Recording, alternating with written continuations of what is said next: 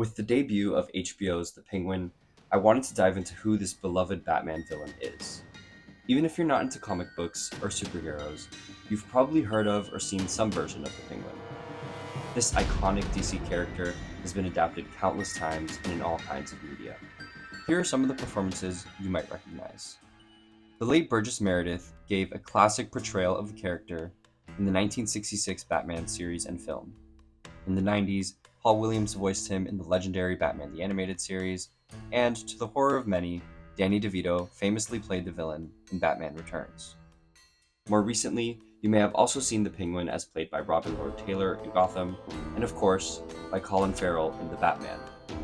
HBO's The Penguin is the latest take on the Batman antagonist, and many online have pointed out that the series takes inspiration from another HBO drama about the criminal underworld of New Jersey, The Sopranos.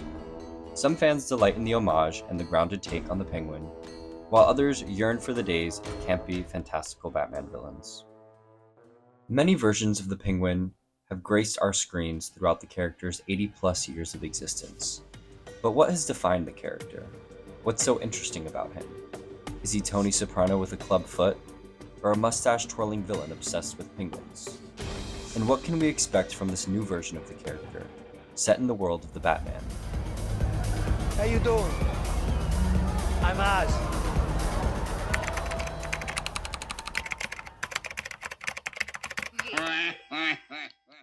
Let's start with the basics. First appearing in Detective Comics number 58 in 1941, the Penguin, also known as Oswald Chesterfield Cobblepot, is a Gotham criminal and common adversary of Batman. He's known for his bird-like physique, odd waddle, and aristocratic attire, complete with a top hat and monocle. His signature look also includes plenty of purple and an umbrella, or umbrellas, which he often uses as a weapon. He's had trick umbrellas of all kinds over the years, from a flamethrower umbrella to a flying getaway umbrella. Oswald has a love for birds, theft, evil robotic penguins, blackmail, entrepreneurship, and murder.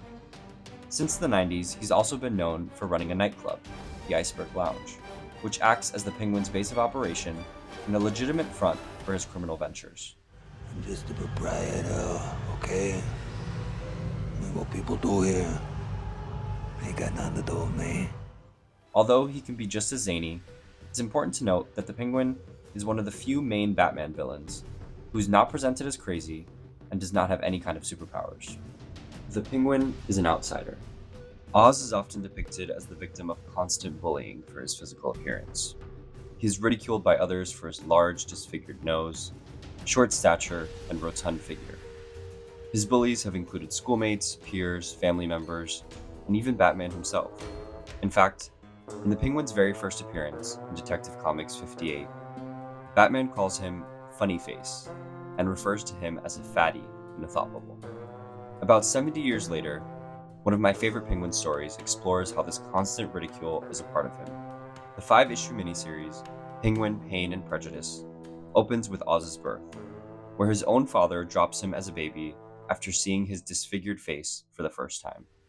This first issue depicts how as a child Oz was mocked and hated by those around him, because he looked different and was seen as ugly and weak. He seems to have only found companionship in caring for his birds, and at times in the comfort of his mother's love.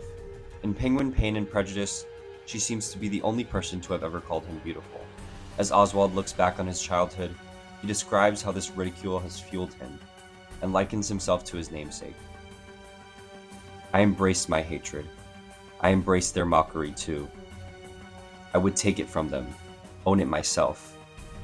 Penguins can't fly. They're awkward on land, slow-moving, uncoordinated, so they adapt. When they're provoked to fight, their attacks are swift and decisive. And I vowed that someday so too would be mine. Yeesh, Pengers, how corny can you get? You mundane miscreants have no drama in your souls. Anyway, The Penguin's status as a social reject fuels his zealous ambition. Because of his past, he has a restless desire for acceptance, status, power, and respect. And like you, I want some respect. The Penguin's physical appearance and awkward gait not only spurred a traumatic childhood and burning ambition, but also positioned him to be severely underestimated by others. Oswald Cobblepot's story is often that of the underdog. Apart from his appearance and his signature umbrella, the Penguin is a Batman villain known for being a master manipulator and brilliant strategist.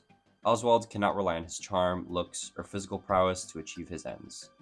His power lies in his unexpected brilliance, his ability to think ahead, and ultimately, his willingness to do whatever it takes to achieve dominance.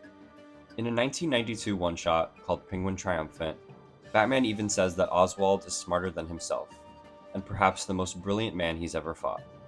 In Batman number 448, The Dark Knight again describes the Penguin's criminal genius and how he's often underestimated. When Robin protests, saying, "But you keep capturing him," Batman responds that Oswald's major fault is not his awkward waddle or his greed, but his massive ego. Oswald's massive yet fragile ego is his fatal flaw, and personally what I find most interesting about the character. The Penguin's actions often come from his need to prove that he's not inferior. Although he's brilliant and strategic, what stops him from succeeding in many cases is his impulse to violently stifle anyone or anything that insults him. His ego is so fragile that he will throw away meticulous plans or a chance at finding love to prove that he is not inferior. In a one-shot from 2008, Penguin is having dinner with a woman when the chef at the restaurant seemingly laughs in his direction.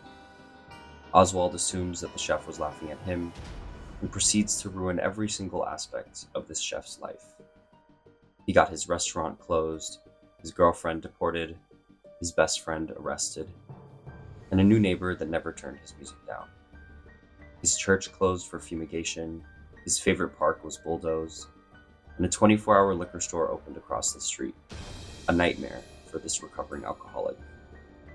It took not even 2 months for the chef to take his own life. Going to these horrific lengths to seek revenge and assert dominance have become commonplace in modern Penguin stories. Beyond violent outbursts and revenge plots, Oswald has soothed his feelings of insecurity in other ways throughout his history. The Penguin's famous affinity for umbrellas has been interpreted in modern comics to be one stemming from anxious attachment. In Penguin Returns and Penguin Pain and Prejudice, a young Oz is told by his mother to always carry an umbrella with him, because according to her, his father got caught out in the rain once without an umbrella and died of pneumonia because of it. For Oswald, always carrying an umbrella is a shield from the elements, a security blanket that protects him from the painful insults of the outside world and his feelings of inferiority.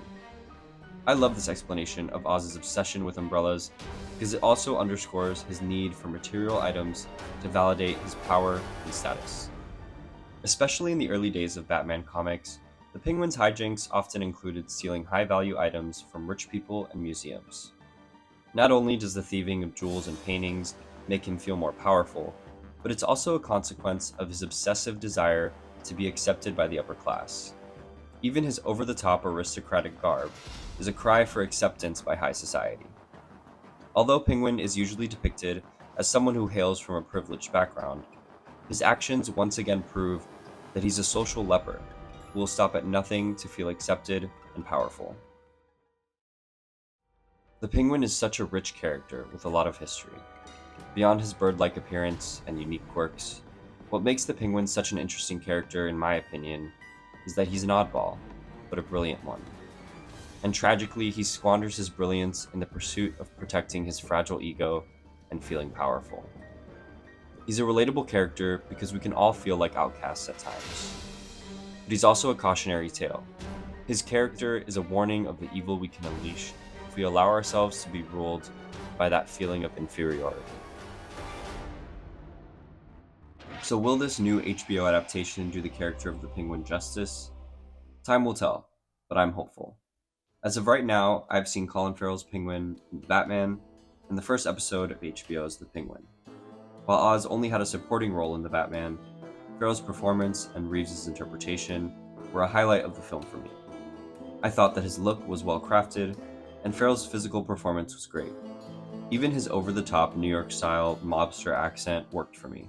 Holy God, what are you showing me? His head. Come on!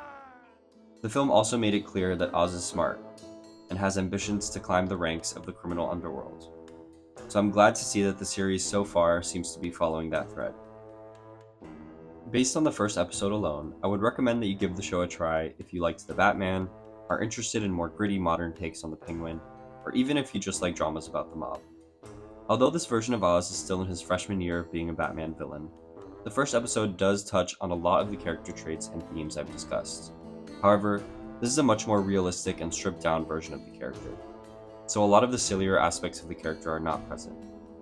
Overall, I'm okay with some of these aspects being absent because they don't really fit into the world that Matt Reeves and the showrunners have created here. However, I do still hope that other elements of his mythos are included in future episodes, like his umbrella and his love for birds.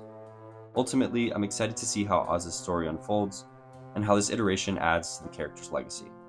I hope you all enjoyed my analysis of the Penguin and share my excitement for the HBO series. You can find the show airing Sundays on HBO or streaming on Max. If you want to read more stories with the Penguin, here are some recommendations. Thanks for watching.